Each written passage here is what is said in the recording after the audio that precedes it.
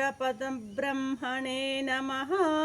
శ్రీగురుభ్యో నమః. శ్రీమాత్రే నమః.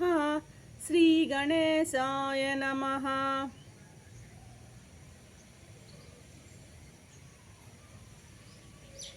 ప్రియాత్మ బంధువులారా, యోగ వాసిష్టం స్థితి ప్రకరణము 228వ భాగం.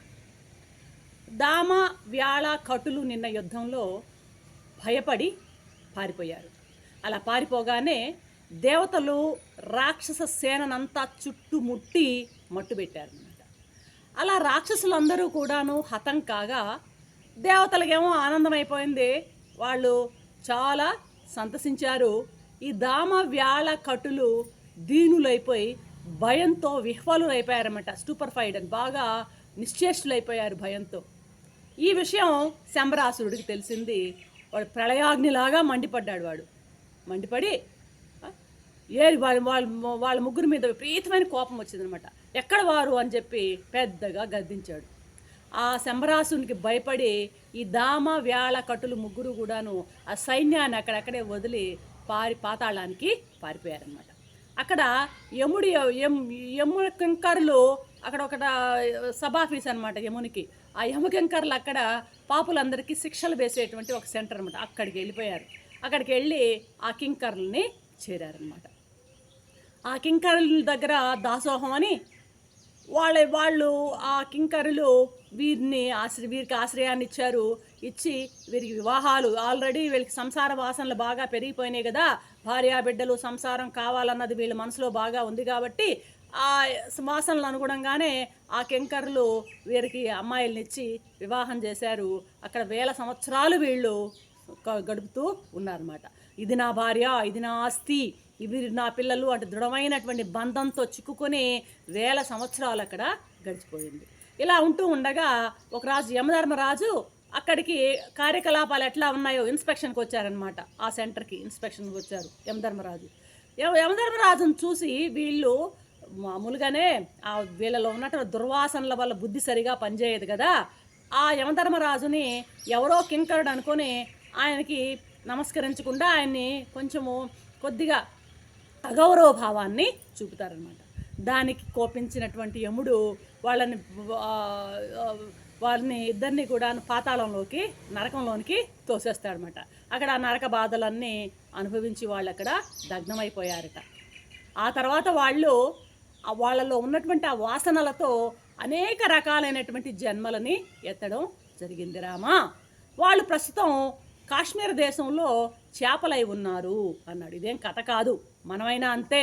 చేయవలసినవి విహిత కర్మలు చేయక అధర్మాన్ని అధర్మ వర్తనలపై కన మనం కూడాను పాపకార్యాలు అవి చేసామనుకో, మనం ఏ చేపగానో పురుగుగానో ఏదో ఒక క్రిమికీటకాలుగా పుట్టడానికి ఖచ్చితంగా అవకాశం ఉంది. కాబట్టి దీనిని అతిశయోక్తిగా మనం భావించాల్సిన అవసరం లేదన్నమాట.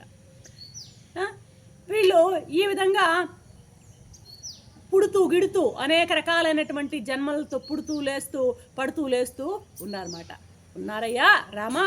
వాళ్ళకి ఇంకా కూడా ఎప్పటికి కూడాను శాంతి అనేది లేదు.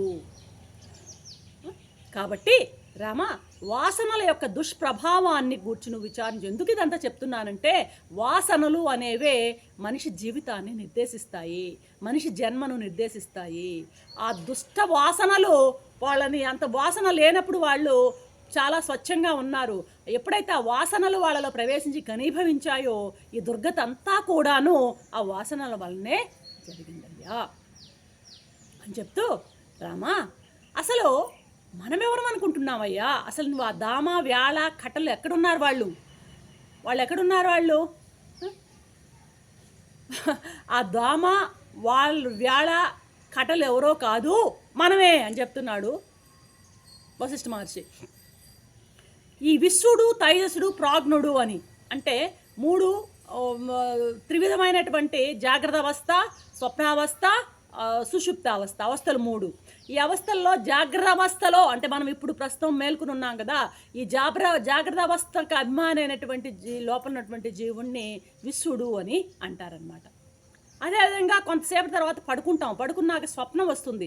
ఆ స్వప్నానికి అభిమాని దేవత వచ్చి తైజసుడు అని పేరు అన్నమాట. అదేవిధంగా సుషుప్తిలోకి వెళ్ళిపోతాం కొంత సమయం తర్వాతకి.